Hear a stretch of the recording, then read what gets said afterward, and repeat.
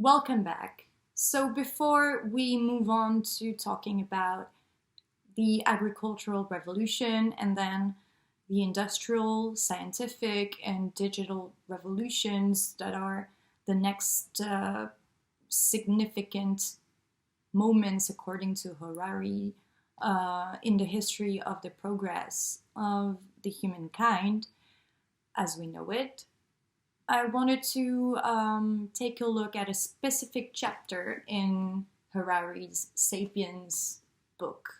Okay, so the chapter is titled The Legend of Peugeot, and I've put the full text of this chapter for you in the Google Drive. So if you wish, you may go take a look at it, read it. If you prefer to read it on your own without me, that's perfectly fine. No problem at all with me. In this video, I'm only going to be reading this chapter out loud for those of you who wish to have a voice read it for you. Or you could do both at the same time, which would probably be ideal. But then again, if you prefer to read it on your own, it's perfectly fine. You may close the tab, quit the video, it's okay, no problem. All I'm going to do in this video is read the chapter, okay? So here I go. The Legend of Peugeot. Our chimpanzee cousins usually live in small troops of several dozen individuals. They form close friendships, hunt together, and fight shoulder to shoulder against baboons, cheetahs, and enemy chimpanzees. Their social structure tends to be hierarchical. The dominant member, who is almost always a male, is termed the alpha male. Other males and females exhibit their submission to the alpha male by bowing before him while making grunting sounds, not unlike human subjects kowtowing before a king. The alpha male strives to maintain social harmony within his troop. When two individuals fight, he will intervene and stop the violence. Less benevolently, he might monopolize particularly coveted foods and prevent lower-ranking males from mating with the females. When two males are contesting the alpha position, they usually do so by forming extensive coalition of supporters, both male and female, from within the group. Ties between coalition members are based on intimate daily contact, hugging, touching, kissing, grooming, and mutual favors. Just as human politicians on election campaigns go around shaking hands and kissing babies, so aspirants to the top position in a chimpanzee group spend much time hugging, backslapping, and kissing baby chimps. The alpha male usually wins his position not because he is physically stronger, but because he leads a large and stable coalition. These coalitions play a central part not only during overt struggles for the alpha position, but in almost all day-to-day activities. Members of a coalition spend more time together, share food, and help one another in times of trouble. There are clear limits to the size of groups that can be formed and maintained in such a way. In order to function, all members of a group must know each other intimately. Two chimpanzees who have never met, never fought, and never engaged in mutual grooming will not know whether they can trust one another, whether it would be worthwhile to help one another, and which of them ranks higher. Under natural conditions, a typical chimpanzee troop consists of about 20 to 50 individuals. As the number of chimpanzees in a troop increases, the social order destabilizes, eventually leading to rupture and the formation of a new troop by some of the animals. Only in a handful of cases have zoologists observed groups larger than 100. Separate groups seldom cooperate and tend to compete for territory and food. Researchers have documented prolonged warfare between groups, and even one case of genocidal activity in which one troop systematically slaughtered most members of a neighboring band. Similar patterns probably dominated the social lives of early humans, including archaic Homo sapiens. Humans, like chimps, have social instincts that enabled our ancestors to form friendships and hierarchies, and to hunt or fight together. However, like the social instincts of chimps, those of humans were adapted only for small, intimate groups. When the group grew too large, its social order destabilized and the band split. Even if a particularly fertile valley could feed 500 archaic sapiens, there was no way that so many strangers could live together. How could they agree who should be leader, who should hunt where, or who should mate with whom? In the wake of the cognitive revolution, gossip helped Homo sapiens to form larger and more stable bands. But even gossip has its limits. Sociological research has shown that the maximum natural size of a group bonded by gossip is about 150 individuals. Most people can neither intimately know nor gossip effectively about more than 150 beings. Even today, a critical threshold in human organizations falls somewhere around this magic number. Below this threshold, communities, businesses, social networks, and military units can maintain themselves based mainly on intimate acquaintance and rumor mongering. There is no need for formal ranks, titles, and law books to keep order. A platoon of 30 soldiers, or even a company of 100 soldiers, can function well on the basis of intimate relations, with a minimum of formal discipline. A well-respected sergeant can become king of the company and exercise authority even over commissioned officers. A small family business can survive and flourish without a board of directors, a CEO, or an accounting department. But once the threshold of 150 individuals is crossed, things can no longer work that way. You cannot run a division with thousands of soldiers the same way you run a platoon. Successful family businesses usually face a crisis when they grow larger and hire more personnel. If they cannot reinvent themselves, they go bust. How did Homo sapiens manage to cross this critical threshold, eventually founding cities comprising tens of thousands of inhabitants and empires ruling hundreds of millions? The secret was probably the appearance of fiction. Large numbers of strangers can cooperate successfully by believing in common myths. Any large-scale human cooperation, whether a modern state, a medieval church, an ancient city, or an archaic tribe, is rooted in common myths that exist only in people's collective imagination.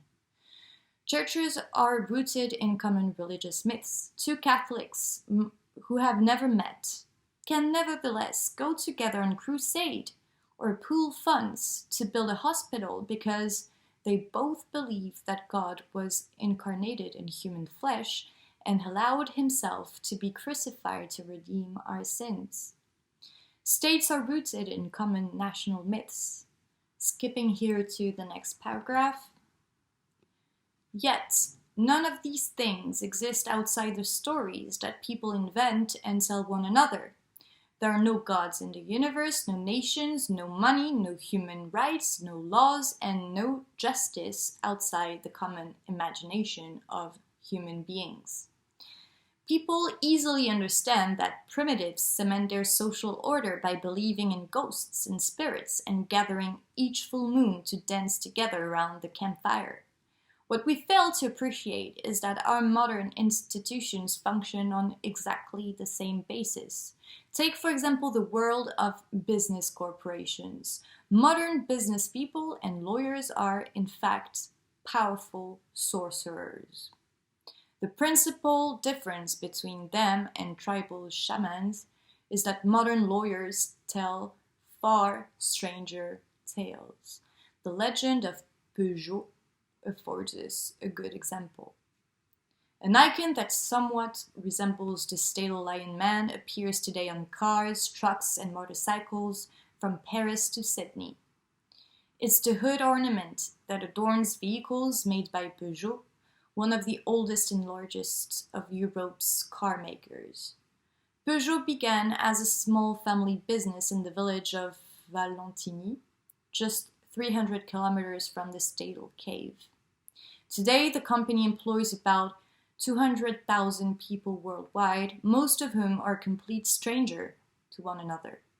These strangers cooperate so effectively that in 2008, Peugeot produced more than 1.5 million automobiles, earning revenues of about 55 billion euros.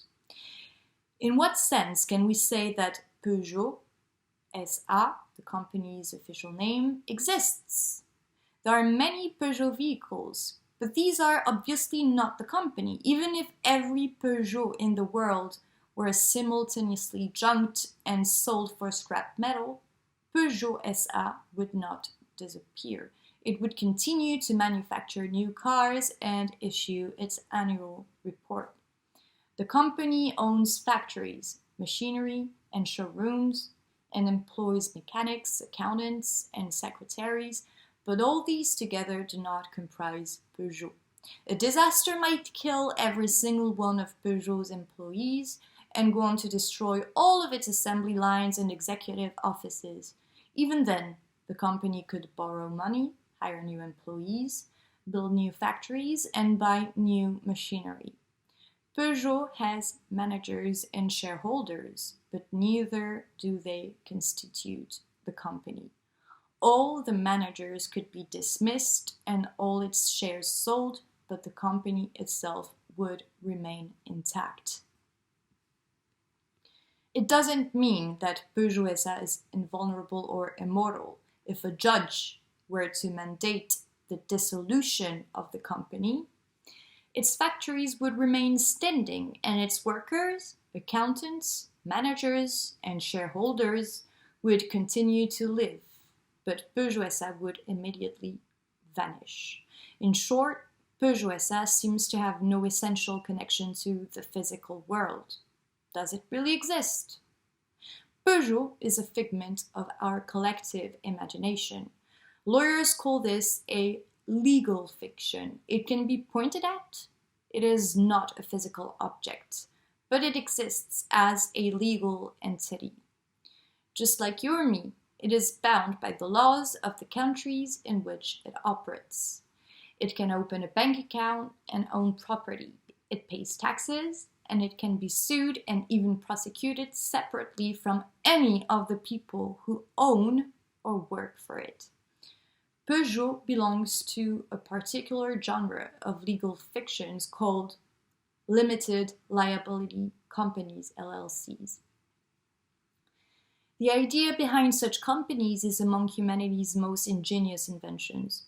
Homo sapiens lived for untold millennia without them. During most of recorded history, property could be owned only by flesh and blood humans, the kind that stood on two legs and had big brains.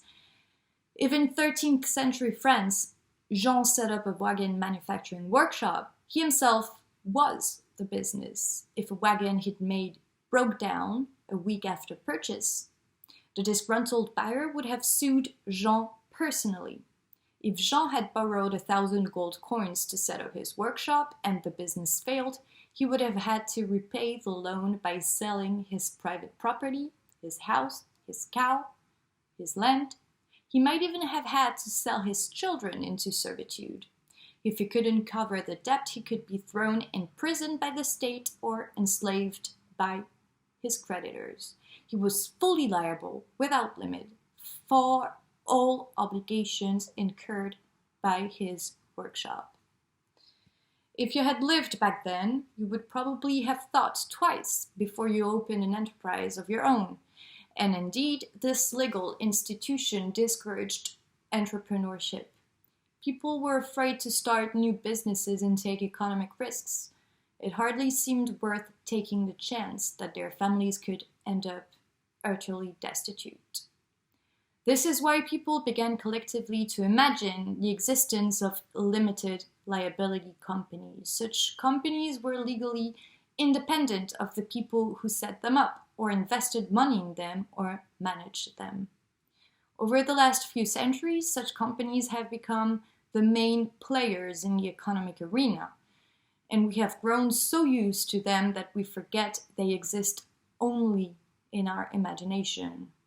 In the US, the technical term for a limited liability company is corporation, which is ironic because the term derives from corpus, body, in Latin. The one thing these corporations lack. Despite their having no real bodies, the American legal system treats corporations as legal persons as if they were flesh and blood human beings.